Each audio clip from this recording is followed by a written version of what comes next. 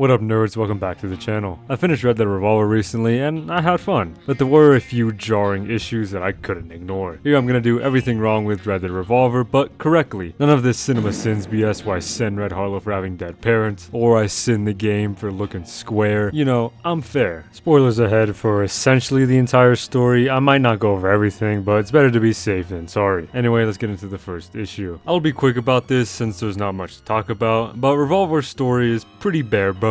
Like, really bare. I could summarize it quickly like this. Father strikes the rich, dies to greedy criminals, son grows up to be a bounty hunter. Son travels the west hunting bounties and getting into mischief. Red then starts hunting down the men who killed his family, but before that, let's do a gunslinger tournament. Alright, back to the revenge quest. Governor Griffin is revealed to be the main perp behind the Harlow murders. Red kills Griffin, roll credits. You might think I'm being too generic, but no, that's the gist of it. I skipped a few filler chapters, but yeah, that's Red Dead Revolver. Now, games can have simple stories, don't get me wrong. Fallout 4's main objective is find Son, but it has great side missions that add to the game. Revolver only has Showdown. Being a 2004 release, I don't expect much, so I won't add anything else here. Let's move on to Sin 2.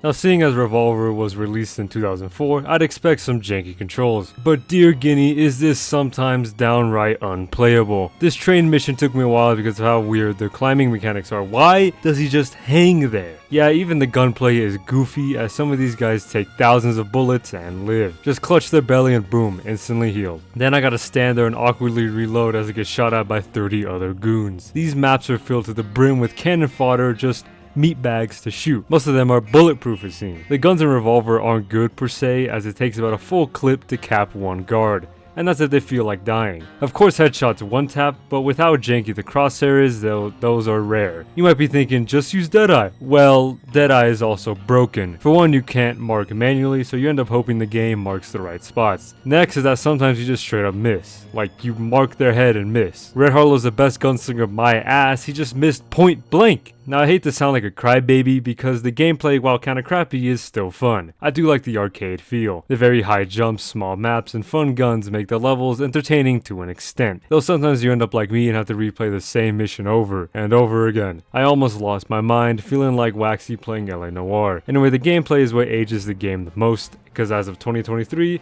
we're spoiled with games running smooth and fluid. Going back to a classic like this is jarring. Not as jarring as the next Sin though.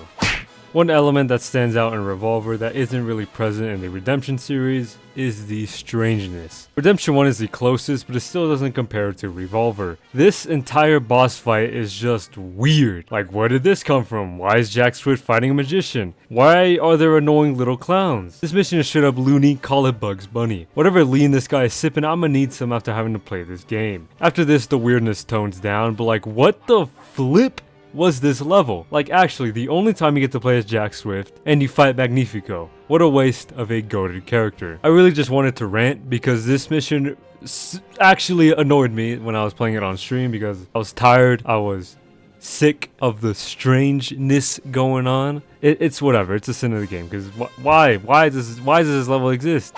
Speaking of levels, a lot of these missions are filler or really unnecessary. The bar fight mission, General Diego mission, Buffalo Soldier mission, and Shadow Wolf mission, just to name a few. These missions are super boring and serve to pad out the runtime or introduce a new character. Like, Buffalo Soldier was relevant twice. Why did we need a whole mission with him? Why do we play as General Diego just to kill him in the next mission? Even some of Red's missions are lame. Like, why are we in a bar fight? Why is this necessary? It's just so goofy. During these missions on my streams, it was just a chance for me to talk to chat. Other games I usually have to focus on the mission, but Revolver, hell nah. I guess this would also make it sort of a plus as I don't feel like I'm ignoring my audience. I'm sure even they get bored of this Donkey Kong ripoff chucking barrels at me. Well, this wagon mission where I just shoot people off cliffs. The levels could have been designed better or removed from the game. There wouldn't have been too much of a difference. There was almost no story told in these filler chapters, so removing them not only would have made the game better paced, it could have also given the opportunity for more creative missions. That's if Rockstar would want Revolver to be a 5-hour game. Literally shorter than Undead Nightmare if they cut the filler. Now, I don't know what these potential non-filler missions could have been. Revolver's story is pretty bare bones, so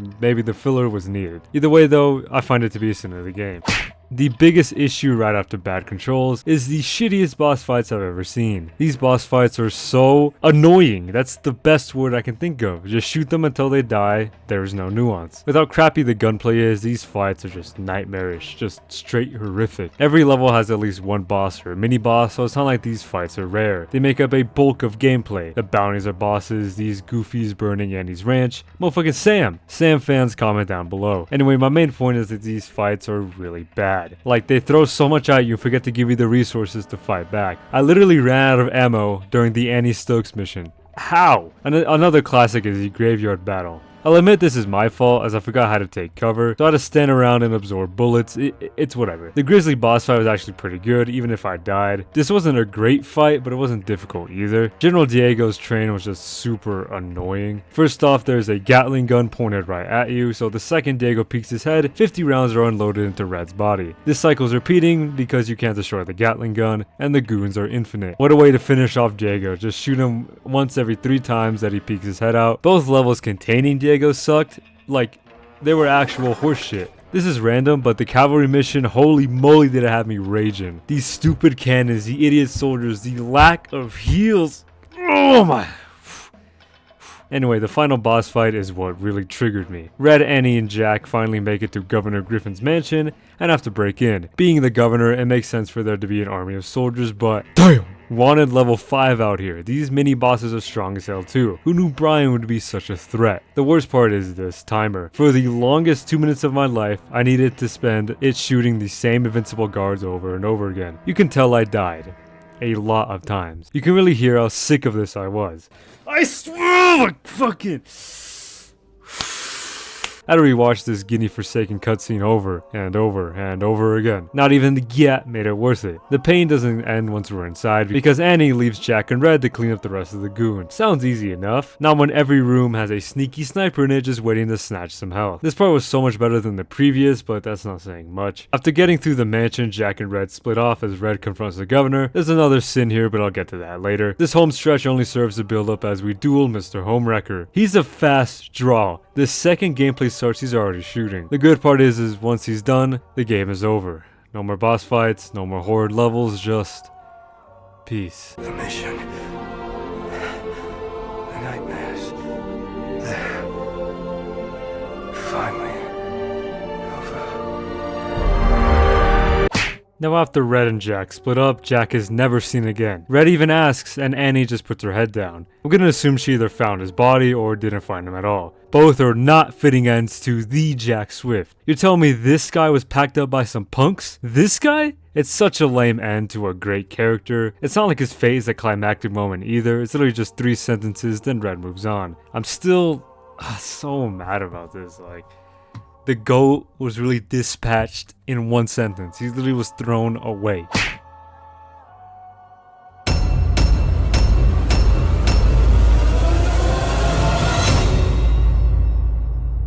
Can I really not open this? I literally have the fucking key for it. Alright, bro, never mind. And that's that. Everything wrong with Red Dead Revolver Duke style. Remember that this is my opinion, so what's wrong differs. Feel free to add anything more in the comments down below. I am thinking of making everything right about Red Dead Revolver because at the end of the day, this is still a great game. I may have kind of ragged on it and exaggerated some things, but I still love the game. I think it's a good time, so if you haven't had the chance to try it yet, please do try it. I think it's like $15 on Xbox, so it's not that much of an investment. You know, you're not gonna break your bank just, you know, trying this out for a few hours, even if it is outdated by today's standards. For now, that's everything, so thanks for watching, stay safe, and goodbye.